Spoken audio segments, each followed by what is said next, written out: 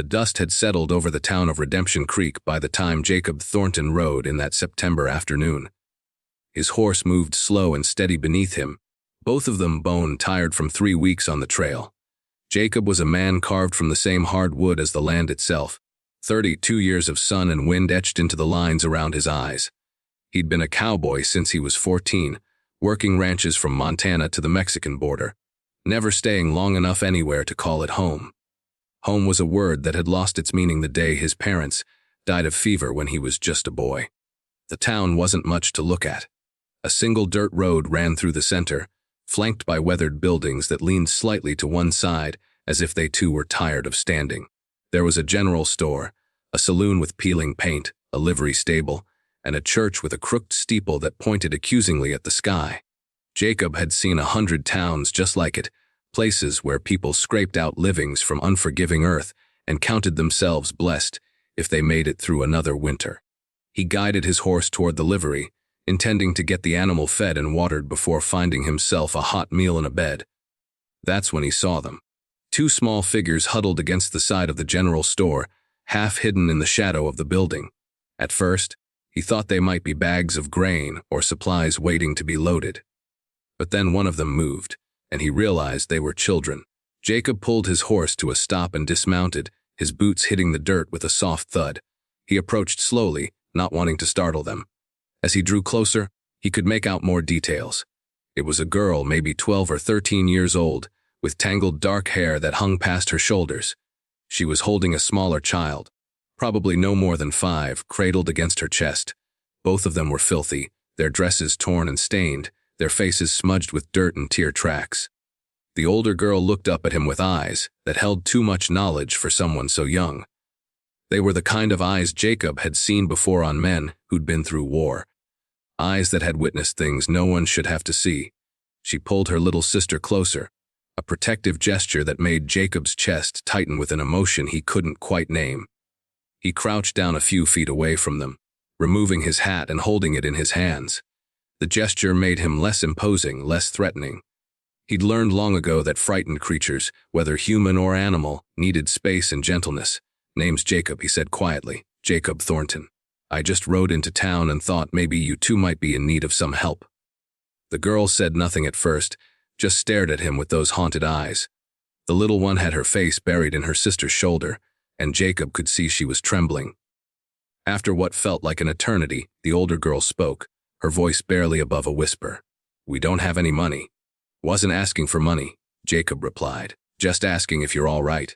You two look like you could use a hot meal and maybe somewhere safe to rest." The girl's jaw tightened, and for a moment, Jacob thought she might tell him to leave them alone.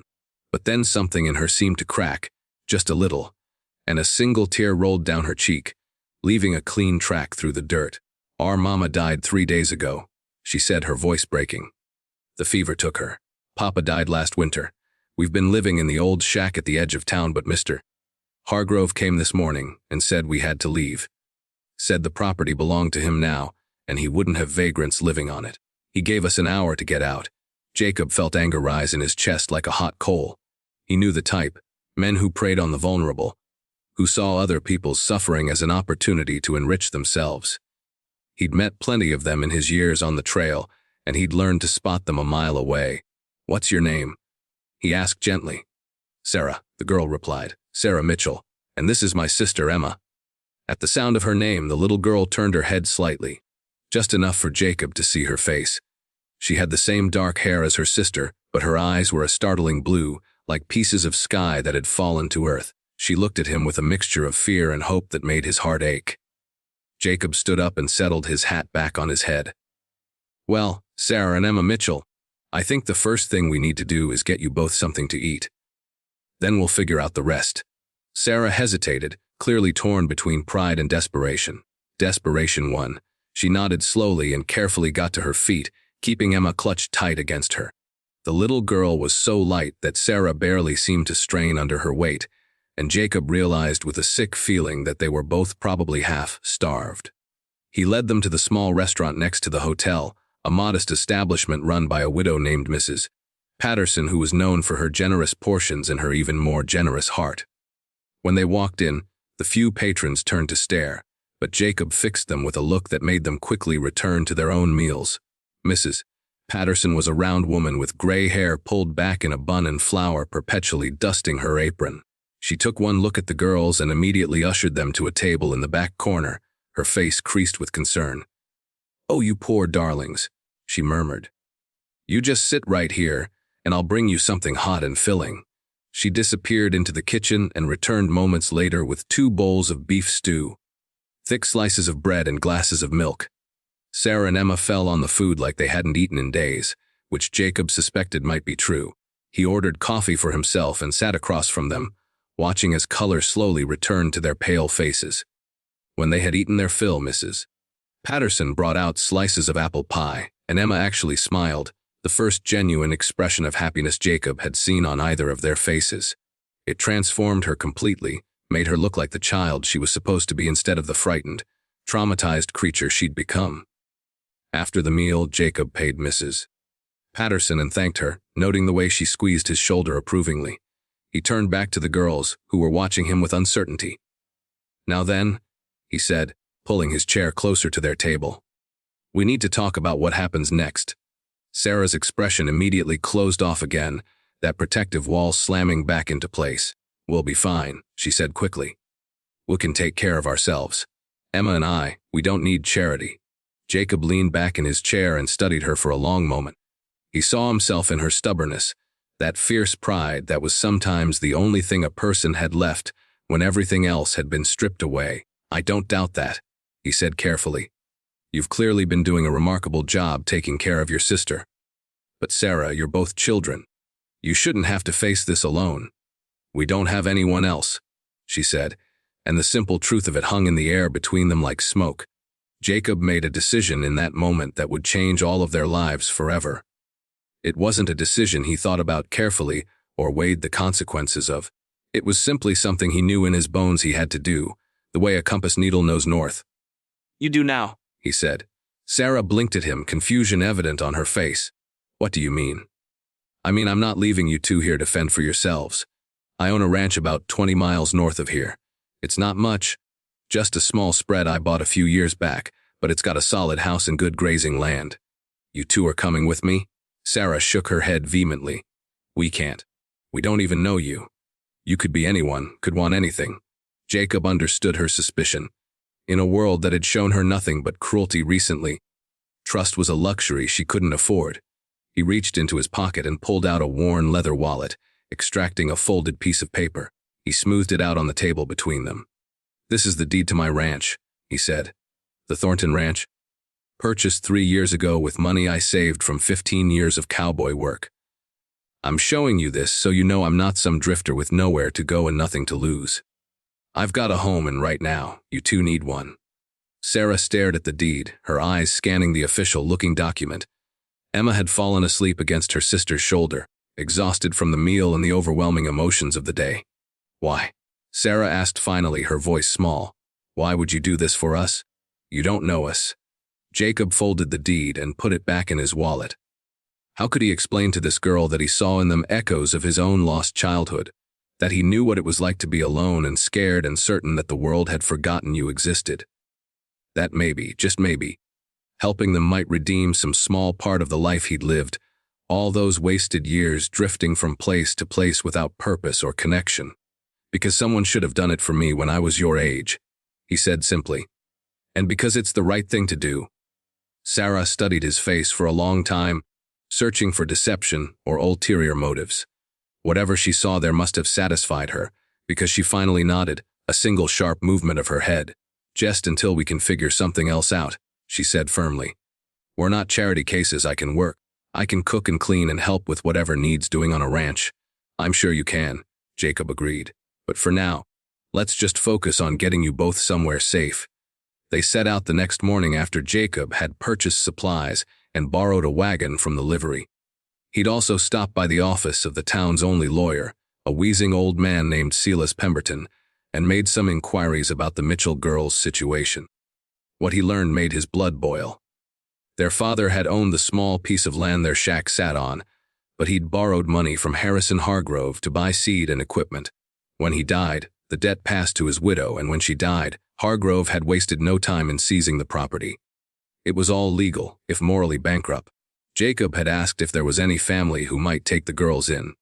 Pemberton had shaken his head sadly. There was an aunt somewhere back east, but she'd never responded to the letters sent after the father's death. As far as anyone knew, Sarah and Emma were alone in the world. The ride to the ranch took most of the day. Sarah sat up front with Jacob, watching the landscape roll past with wary eyes, while Emma dozed in the back of the wagon, curled up on a blanket. Jacob found himself telling Sarah about the ranch, describing the small herd of cattle he was slowly building, the vegetable garden he'd planted, the creek that ran through the property providing fresh water year-round. "Do you have any other people working for you?" Sarah asked. "Just me," Jacob admitted.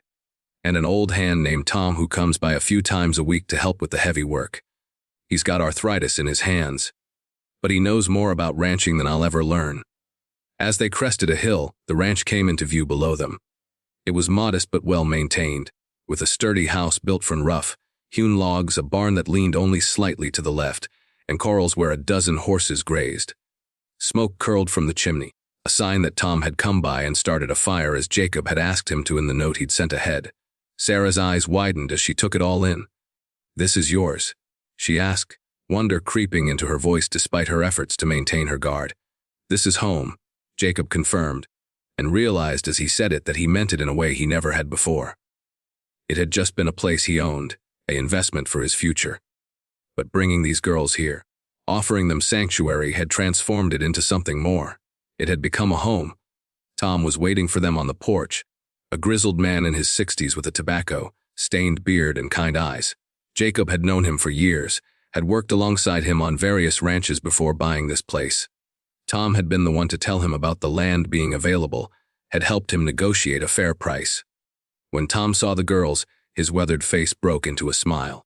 "Well now," he said, climbing down from the porch. Jacob didn't mention he was bringing home guests. Jacob helped Sarah down from the wagon, then carefully lifted Emma, who was still sleeping. "Tom, this is Sarah and Emma Mitchell. They're going to be staying here for a while." Tom didn't ask questions or make comments. He simply nodded and said, "Welcome to the Thornton Ranch, young ladies. Let's get you inside and settled." The house had 3 bedrooms.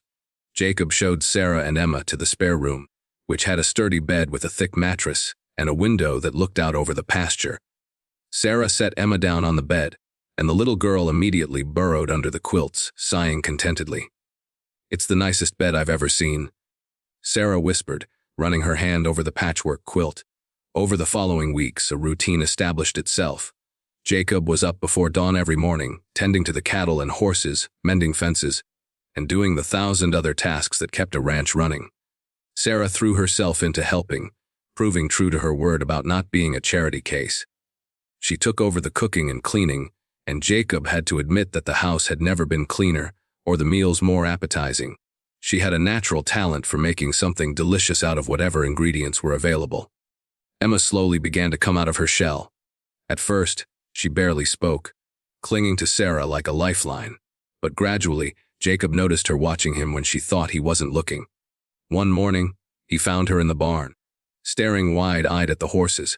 He approached slowly and showed her how to feed them apples, how to stroke their noses gently. Her face lit up with delight when one of the gentler mares nuzzled her hand. "She likes you," Jacob said softly. Emma looked up at him with those startling blue eyes. "What's her name?" It was the first time she'd spoken directly to him, and Jacob felt an unexpected surge of emotion. "I call her Daisy. Would you like to help me brush her?" Emma nodded eagerly, and Jacob lifted her up onto an overturned bucket so she could reach. He showed her how to use the curry comb, how to brush in the direction of the hair growth. Emma was so gentle and careful that the horse stood perfectly still, seeming to enjoy the attention. From that day forward, Emma followed Jacob everywhere. She helped him collect eggs from the chickens, watched him split wood, and sat on the coral fence while he worked with the horses. She absorbed everything like a sponge, asking endless questions about the animals in the ranch. Jacob found himself looking forward to her company, enjoying the way her innocent curiosity reminded him to see the world with fresh eyes. Sarah was harder to reach.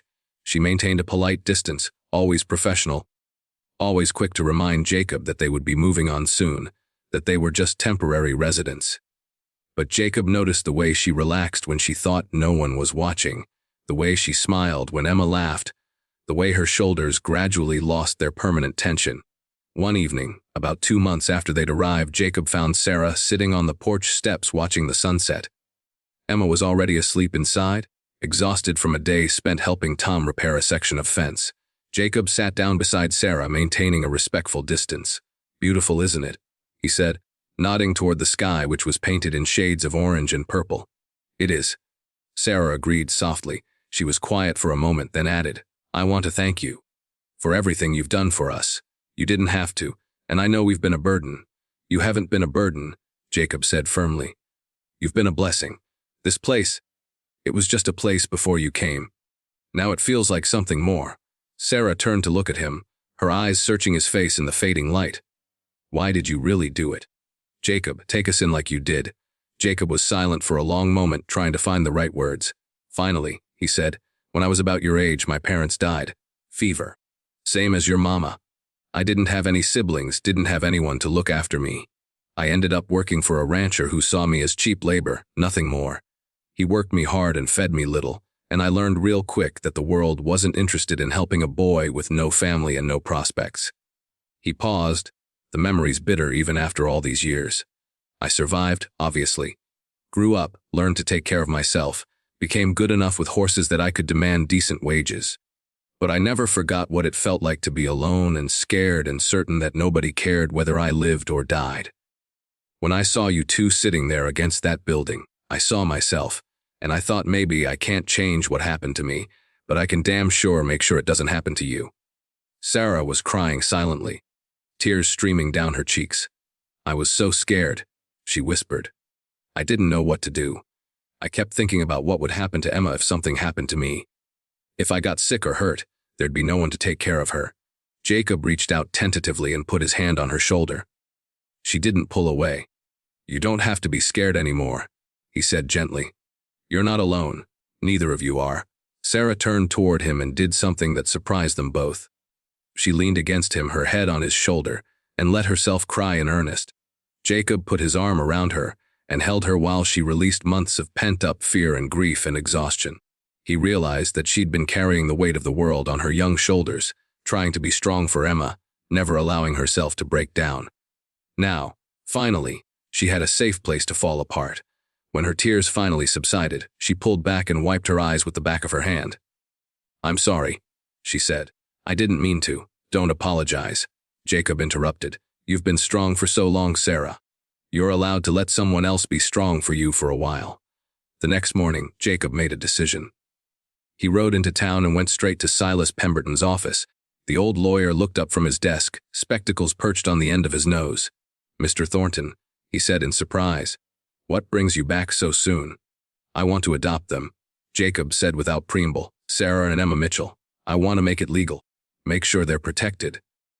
Pemberton leaned back in his chair, which creaked alarmingly. "That's a significant decision, Jacob. Are you certain you've thought this through? You're a single man, not even married. The law doesn't look favorably on such arrangements typically." "I don't care what's typical," Jacob said firmly. "Those girls need a home and I'm providing one. I want it legal so nobody can come along and try to take them away. Can you make it happen or not?" The lawyer studied him for a long moment, then nodded slowly. "I believe I can. It'll take some time, and there'll be paperwork and possibly a hearing with a judge. But given the circumstances, the girls being orphaned with no other family willing to take them, I think we can make a strong case. You'll need to demonstrate that you can provide for them, that you have a stable home and income." "I own my ranch free and clear," Jacob said. "I've got money in the bank and livestock and land. I can provide." Pemberton nodded again, this time more decisively. "Then let's begin the process. I'll need you to answer some questions and sign some documents." The paperwork took 3 months to complete. During that time, a representative from the territorial government came to inspect the ranch and interview all of them. The man, a stern-faced official named Mr. Hutchinson, spent a full day observing how they lived, watching Sarah and Emma interact with Jacob, asking probing questions about their circumstances. Jacob was terrified the entire time that Hutchinson would find some reason to reject the adoption, to take the girls away. But when the man finally sat down to write his report, He looked at Jacob with something approaching respect. "You've done well by these children, Mr. Thornton," he said. "It's clear they're thriving in your care. I see no reason to oppose this adoption."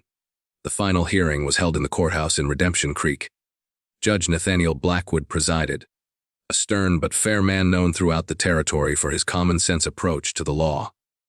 He listened carefully as Silas Pemberton presented the case for the adoption, reviewing the documentation and the government representative's report. Then he called Sarah to the stand. She walked up nervously, her hands clasped in front of her.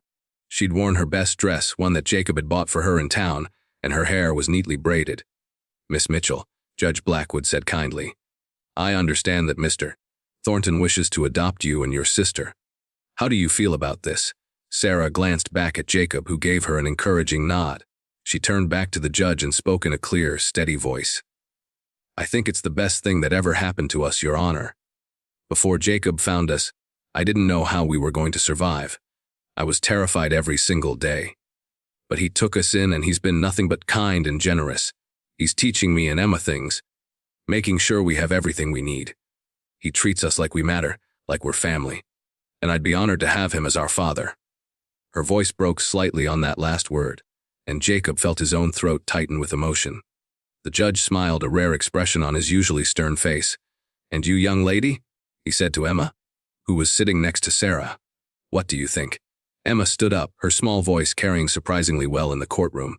"I love Jacob," she said simply. "He's the best papa in the whole world." There wasn't a dry eye in the courtroom. Even Judge Blackwood had to clear his throat and blink a few times before he could continue. He banged his gavel once. "The adoption is approved," he declared. "As of this day, Sarah and Emma Mitchell shall be known as Sarah and Emma Thornton, legal daughters of Jacob Thornton. May you all find happiness together as a family." The celebration that night at the ranch was small but joyful. Tom came over with a cake his wife had baked, and they all sat around the kitchen table telling stories and laughing. Emma couldn't stop repeating her new last name, clearly delighted by the sound of it. Sarah was quieter, but Jacob noticed the way she kept glancing at him, a soft smile playing at the corners of her mouth. Later, after Tom had gone home and Emma had fallen asleep, Sarah found Jacob on the porch again, their usual spot for evening conversations. "I never thanked you properly," she said, sitting down beside him. "You've thanked me 100 times, Jacob replied with a smile. "Not for this, not for choosing us, for making us your family. You gave up your freedom, your life as a bachelor. You took on the responsibility of 2 girls who weren't even related to you. That's not something I'll ever forget." Jacob shook his head. "You've got it backwards, Sarah. You 2 gave me something I'd been missing my whole life. You gave me a family. You gave me a reason to build something lasting, to plan for a future beyond just my own survival. I should be thanking you." Sarah reached over and took his hand, squeezing it gently. "Then I guess we'll just have to keep being grateful for each other." The years that followed were the happiest of Jacob's life. He watched Sarah grow from a frightened, guarded girl into a confident young woman. She developed a talent for managing the ranch's accounts and corresponded with buyers for their cattle. By the time she was 18, she was essentially running the business side of the operation, freeing Jacob to focus on the physical work he loved. Emma became the ranch's official animal expert. She had a gift with horses that even Tom admitted surpassed anything he'd seen in his 50 years of working with livestock. She could gentle a wild Mustang with nothing but patience and kindness, and the horses seemed to sense her pure heart. She started training horses to sell, and word spread throughout the territory about the Thornton Ranch and the young woman who could turn even the most stubborn animal into a reliable mount. Jacob taught both girls to ride and shoot, to survive in the wilderness if they had to. But more importantly, he taught them that they were worthy of love and respect, that their past didn't define their future, that they could be anything they wanted to be. On Sarah's 19th birthday, a young man named Daniel Morrison came to the ranch looking to buy one of Emma's trained horses. He was the son of a neighboring rancher, a decent young man with a good reputation. Jacob noticed immediately the way Daniel's eyes lit up when he saw Sarah, and the way Sarah blushed when Daniel tipped his hat to her. Over the following months, Daniel became a frequent visitor to the ranch, always with some excuse about needing to check on his horse or ask advice about some aspect of ranching. Jacob and Emma teased Sarah mercilessly about her suitor, and Sarah protested unconvincingly that Daniel was just a friend. One evening, Daniel came to Jacob and asked formally for permission to court Sarah. Jacob appreciated the old-fashioned gesture, the respect Daniel was showing. He gave his permission, with the caveat that Sarah's wishes were what truly mattered. Sarah and Daniel were married the following spring in the little church in Redemption Creek, the one with the crooked steeple. The whole town turned out for the celebration, and Jacob walked Sarah down the aisle with Emma as her maid of honor. As he placed Sarah's hand in Daniel's, Jacob felt an overwhelming sense of pride and gratitude. This young woman, who he'd found sitting scared and hungry against a building 6 years earlier, was now starting a life of her own, surrounded by people who loved her. Emma stood next to Jacob as they watched Sarah and Daniel exchange vows, and she slipped her hand into his. "Are you sad?" she whispered. "Not sad?" Jacob whispered back, proud and grateful, and maybe a little bit emotional, but don't tell anyone. Emma giggled quietly. "Your secret's safe with me, Papa." Sarah and Daniel built a house on a piece of land Daniel inherited from his father, close enough to the Thornton ranch that Sarah could still help with the business and visit regularly. A year later, they had their first child, a daughter they named Grace. When Jacob held his granddaughter for the first time, he marveled at how far they'd all come, how much life had changed since that day he rode into Redemption Creek with no plan beyond finding food and shelter. Emma continued to live at the ranch, showing no particular interest in marriage despite having plenty of suitors. She was content with her horses and her life on the ranch. Tom eventually retired, and Emma took over all the horse training operations, expanding them until the Thornton Ranch was known throughout 3 territories for producing the finest horses in the West. On the 10th anniversary of the adoption, Jacob gathered both his daughters and Sarah's family at the ranch for a celebration. As they sat around the table after a feast Sarah had prepared, Jacob stood up and raised his glass. "I want to make a toast," he said, his voice thick with emotion. 10 years ago, I was just a cowboy drifting through life with no real purpose. Then I saw 2 girls who needed help, and I made a decision that changed everything. Sarah, Emma, you've given me more joy and purpose than I ever thought possible. You've taught me that family isn't just about blood. It's about choosing to love and support each other through everything life throws at us. You've made me proud every single day. Here's to family, to the bonds we choose, and to all the years ahead." Everyone raised their glasses, and Emma stood up to respond. "Papa, you saved our lives. You took us in when we had nothing and no one. You gave us a home, a name, and most importantly, love. You taught us that we deserved good things, that we could build happy lives. Every good thing we have, every accomplishment, every moment of happiness, it all goes back to your kindness that day. We love you." There were tears and hugs all around, and little Grace demanded to know why all the grown-ups were crying. Jacob picked her up and held her close, this miracle of a grandchild, and tried to explain that sometimes people cried because they were happy, because life had given them more than they ever expected.